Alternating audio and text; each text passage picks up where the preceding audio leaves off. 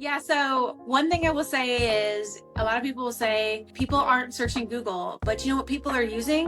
ChatGPT. And guess what ChatGPT searches? Google. I get so many emails that say, I found you on ChatGPT. Like, how is ChatGPT finding me? They're finding me via Google. So, Shannon, it's so funny how one of the things that clients are the most surprised about is that social media marketing is just one part of their whole strategy. It's amazing how people, how businesses and how even small businesses and personal brands like think everything is social media related. And they just start posting and throwing spaghetti at the wall and don't realize you need a plan and you need to know who your audience is and you need to know where they're at. Like so many people are like, I'm going to open just today. I'm going to open a new Instagram account. Why? Why are you opening a new Instagram account? Because I have this business and I have this business already on Instagram. And now I feel like they all need to be separate. Don't separate them.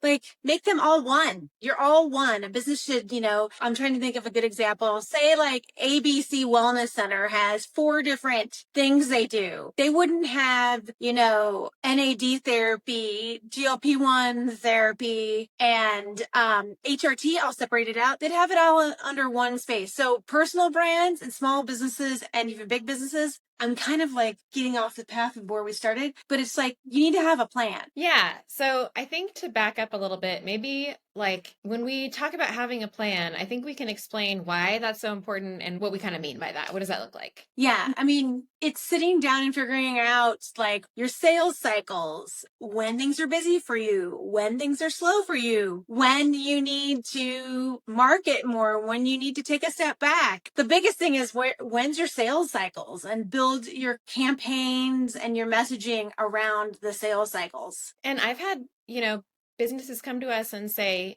I don't know, or I don't have any. And I'm like, yeah, you do. You do. So there are like, even if they may not feel like, because maybe you're just treading water and you're not even sure and you haven't taken a step back, but there's definite like ups and downs in the market. And like one example is summer. We always see a slump, in summer and right after the holidays. So, there's a down for some businesses, for others, those times are up.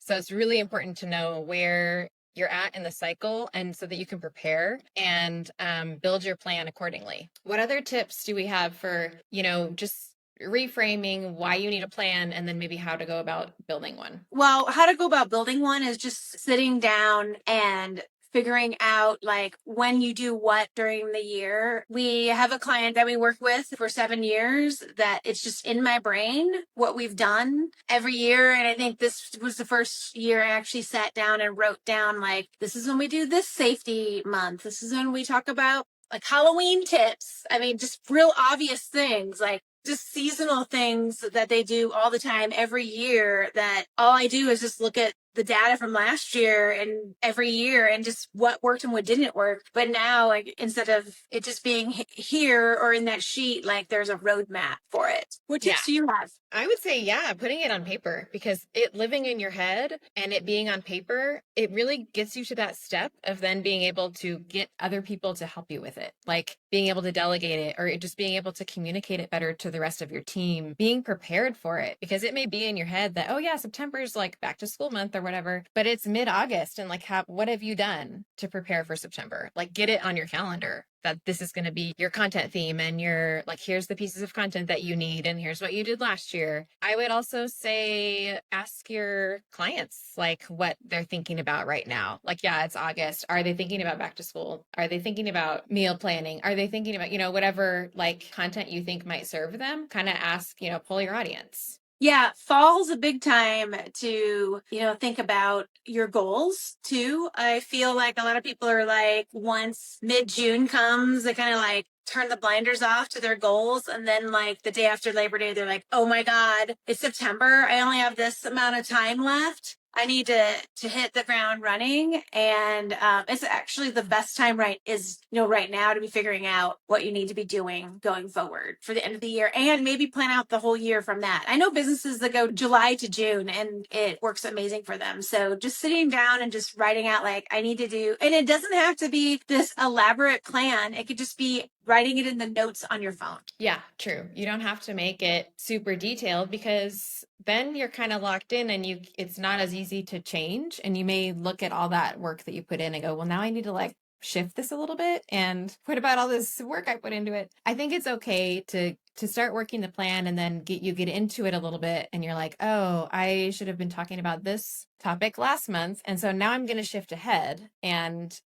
kind of recalibrate. And that is how we work a little bit with our clients. We keep things kind of broad, but then when we get to that month or when we start working on that next month, then we get really granular. What if you are feeling like you don't need a plan and like you're good, you're fine? What are the risks of not having a plan when it comes to this? The risks, the number one risk to not having a plan is being reactive. And that is what we try to with clients that we work with. We try not to be reactive. We try to be just one step ahead. And I find that if you do not have some sort of plan, you're super reactive to things. A client that comes to mind, has classes every week, and we have to ask them every week, what's the class for this week? Well, best thing to do is maybe sit down and figure out, what am I going to do for the next 3 months? If you can't do a whole year, I get that. Like maybe the best scenario is, what am I going to do the next 3 months? And figure out how to do that. Yeah,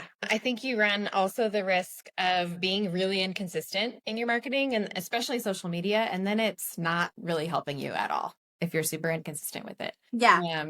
And that goes along with being reactionary. It's like you can keep that up maybe for so long, but eventually then you're going to get busy, things are going to fall off, and then you're not going to post and it's going to go dead. And then all of that work that you put in is now you're back down at zero. One of the things that I've been seeing a lot lately is somebody will spend a lot of money on Facebook ads, but not on their organic social media. And the risk they run is they are spending thousands of dollars a month on ads for their product. And this is mostly like a consumer product. And not everybody's ready to buy at that point. They may be like, oh, this might be great for my son a few months from now. And they go to the social channels and they follow the social channel, and then like they don't post anything there. So you're not using that brand awareness. You're not reminding them to buy your product.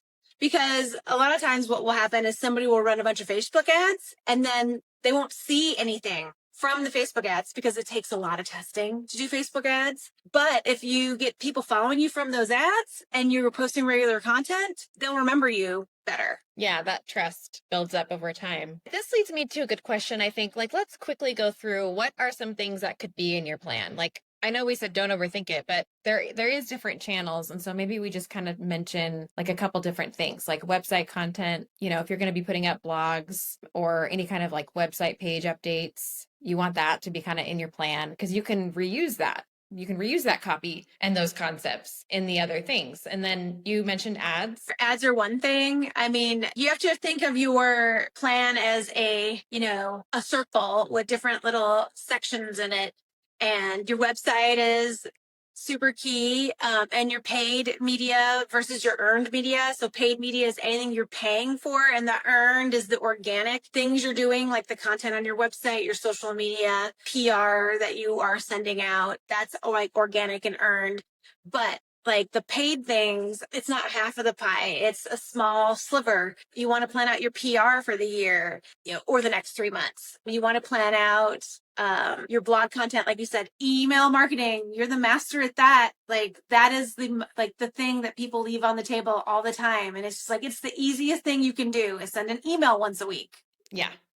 Email marketing for sure. And then I was going to mention too, if there's any events, like anything in person, or any kind of, even if it's an online, like digital event. And you can also think of that as like launches. Like, are you going to launch a product and try to have a sale? Like you could think of that as like, I'm having an event. And so get that in your plan so you can be priming everybody to get that. So we talk about blogging and we talk about website content, and there's kind of this like question about, is blogging still valid? Like, how do I, do I work that into my plan? What if I don't blog? Like, how do I do this? And then how do I take a blog and really maximize the value of it? Like basically we take a blog and we turn it into 5 to 7 pieces of content? Like, I kind of wanted to give people an idea of how we go about doing that. Yeah. So one thing I will say is a lot of people will say people aren't searching Google, but you know what people are using? ChatGPT. And guess what ChatGPT searches? Google. I get so many emails that say, I found you on ChatGPT. Like, how is ChatGPT finding me? They're finding me via Google. So you still want a blog, but we will take a blog as the main source of our content. And we will turn it into a podcast. We will turn it in to email marketing. We will turn it into at least 6 social posts. And those social posts can be a graphic, can be a carousel, can be video ideas. Just look at how you have the blog broken down or the content broken down, and you can easily turn it into those things. You could also, spoiler alert, take the blog and put it into ChatGPT and ask it. Yeah, it's true. I mean, it's good for a few things like that. Yeah. Yeah, that's love or hate ChatGPT. If you are a solopreneur or a small business and you're stretched on time, write the blog. I don't suggest having ChatGPT write the blog, but take your blog that you've written and have ChatGPT break it out into an email, have it break it out into social media posts, have it write your captions, though keep your captions small because nobody reads captions. So yeah, I mean, always edit what it does, but yes. Always look to see if it's taking out the dashes and not using Game Changer in there. Oh my God. Yeah. I think it's really helpful to see how ChatGPT will break it down, because you'll start to see like the formula, and it will come easier to you to where you go, oh, I can see like this paragraph. I just need to phrase it in like the form of a question or in the form of a strong statement, and then give my bullet points why I think that. And that becomes like a carousel post. We always recommend updating website content and blog content for the SEO value, but also because it makes social media and all of your other content so much easier. So much easier. So much easier. So if you're struggling with coming up with a plan or coming up with then posts from what you do as a business owner or what your business is selling, I highly recommend starting with a blog post and going from there. Now that we have our content and we're putting it out there, what are some ways that we can start to measure if it's working or not? Because a lot of people like have certain metrics that they like, and we don't know if we have opinions about whether or not those are actually metrics that we're going to value. For instance, Shannon, likes. Do we like likes? I mean, here's the thing. If you're new to posting to social media, this is where we see people give up. We see people give up because they're not seeing the comments and they're not seeing the views. They're not seeing the engagement. What we're seeing on social media is a shift from people tapping and commenting to people swiping. And since we're seeing the people swipe now, we're seeing less.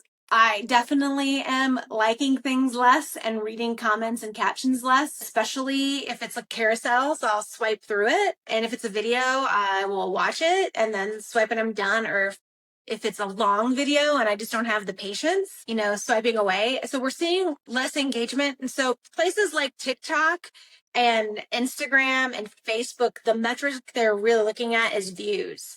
And if 300 people view your content, that's 300 people that viewed your content. So just because it doesn't have 1 million views or 10,000 views, but it has 300, that's better than 0. What are some good metrics? So you said views is a great metric. Likes is something that you just got to set aside. I do feel like likes is kind of a ego-driven metric. Like, let's just not. It's like the follower count is ego-driven. It's a vanity metric. Follower count should grow steady over time. Should grow. We do see when we start working with clients that haven't really posted, we'll see a follower drop in the beginning. I had a client a few years ago that was like furious that she lost followers. And I was just kind of like, but your engagement was up. The engagement was through the roof. And you have to kind of shift the mindset a little bit. It's not about the vanity. It's not about the followers. Followers doesn't equal money. And a lot of times if you haven't been posting, those are people that have kind of forgotten about you or have moved or whatever. And, maybe they don't need your product anymore. So it's kind of like you're clearing away what you don't need to make room for the community that you're cultivating. I just had this conversation with a business owner who took over another business and therefore the old business's Instagram account. And one of the products that they make is cookies that have like cheeky phrases on them. And she was saying, yeah, I posted some cookies that I made that were like sort of adult humor. and we lost 60 followers. And she goes, you know what? I don't care. And I go, that is exactly the attitude to have, because those were not your people. They were not going to walk into your store, look at your cookies and buy them. They were going to walk out anyways. So you might as well just save y'all some time, and keep doing what you're doing and keep speaking to your audience. So I think it's key to remember the audience that you're serving wants content and wisdom from you, and wants you are selling them something. So keep it relevant to them. But like, if you're delivering on that and then you're losing followers, then don't sweat that. So if you were a business and you were feeling overwhelmed, where would you start? I would go back to that marketing plan and then look at that marketing plan and think, okay, I know I have a sales cycle coming up, or I know I have a promotion. So what are some blogs I could write, or what's the website content I could write around that? Or maybe what's a question that I need to answer that I get asked a lot? And that can be a blog topic. And then I would break down, however far into the future you feel comfortable going, 3 months, 6 months, a year, I would break it down and start penciling out the blog topics, and then just make a commitment to be every month writing a blog for the month ahead, or whatever time you want to do it in, and then start with breaking that blog down into some smaller pieces. I think the priority pieces, and it depends on the business too, where you're posting and what exactly you're posting.